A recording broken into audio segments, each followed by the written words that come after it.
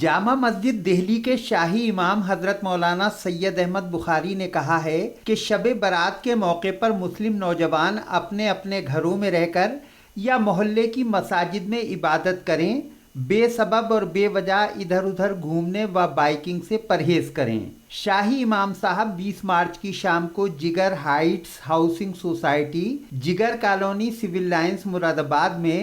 مشہور و معروف سماجی و ملی شخصیت اور سینئر بینک آفیسر سید ظفر حسین رضوی کی رہائش گاہ پر سٹی چینل کے ساتھ بات چیت کر رہے تھے۔ شاہی امام صاحب اتراکھنڈ کے رودر پور سے دہلی جاتے ہوئے کچھ دیر کے لیے سید ظفر حسین رضوی کی رہائش گاہ پر تشریف لائے تھے اور چائے نوشی کے بعد موصوف دہلی کے لیے روانہ ہو گئے۔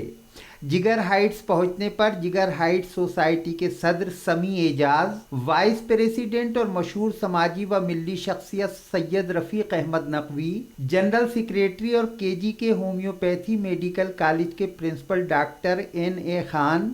سوسائٹی کے معزز ممبر اور شاہی امام صاحب کے میزبان سید ظفر حسین رضوی، ان کے صاحبزادے سید علی اصغر رضوی اور سوسائٹی کے دیگر معزز ممبران دلشاد حسن،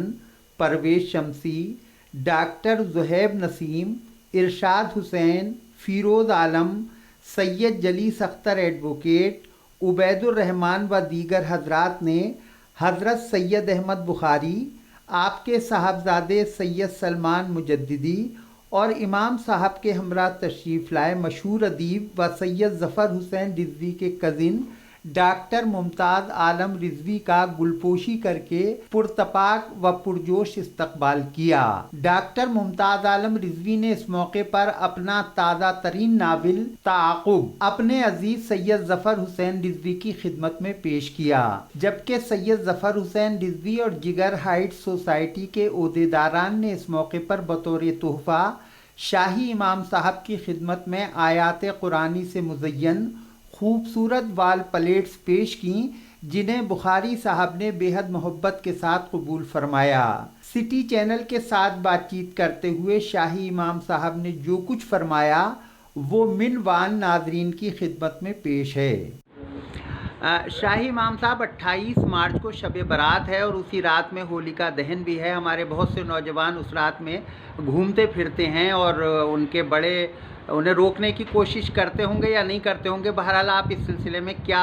حکم دینا پسند کریں گے، کیا اپیل کرنا چاہیں گے؟ سوال صرف اسی رات کا نہیں ہے کہ آپ 28 تاریخ کو یا 29 تاریخ کو ہولی بھی ہے اور شب برات بھی ہے۔ جی، آپ کو تو ہمیشہ اس بات کا خیال رکھنا چاہیے، یعنی ہمیں نوجوانوں کو سمجھانا چاہیے، نئی نسل کو سمجھانا چاہیے۔ شب برات کے موقع پر یہ ہردنگ کرنا، موٹر سائیکلوں پر گھومنا، ریسٹوراں میں بیٹھے ہوئے ہیں ہردنگ کر رہے ہیں، عبادت کی رات ہے تو آپ یا تو محلے کی مسجد میں آپ عبادت کیجیے یا اپنے گھروں میں عبادت کیجیے، اور ذمہ داری بزرگوں کی اور بڑوں کی بنتی ہے، گھر والوں کی ذمہ داری بنتی ہے، علاقے کے لوگوں کی ذمہ داری بنتی ہے، جو عوامی نمائندے ہیں ان کی ذمہ داری ہے کہ نوجوانوں کو سمجھائیں، ان کو بتائیں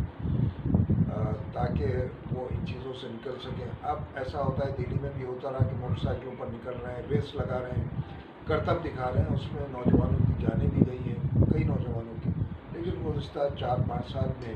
اسی طرح کوشش کی، اور میں سمجھتا ہوں کہ 75-80% دہلی میں جو مسلم علاقوں میں یہ تمام خرافات ہوتی تھیں اور لوگ سڑکوں پر نوجوان نکلتے تھے، ان کو کنٹرول کیا، سمجھایا، اور جو ریسٹوراں کھلے ہوتے تھے یا حلوے پراٹھے کی دکانیں، کباب لگے ہوئے ہیں اور تفریح ہو رہی ہے، تو وہ دکانیں اب نہیں لگتی رات کو عشاء کے وقت سے لے کے اور صبح تک وہ بند رہتی۔ تو اسی طرح چاہے وہ مراد آباد ہو، چاہے وہ دوسرے شہر ہوں، اسی طرح یہاں بھی اسی طریقے کار پر کوشش کرنی چاہیے۔ شاہی امام صاحب کی روانگی سے قبل سوسائٹی کے وائس پریزیڈنٹ سید رفیق احمد نقوی نے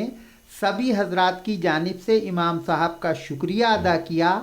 اور آئندہ بھی جگر ہائٹس میں تشریف لانے کی درخواست کی۔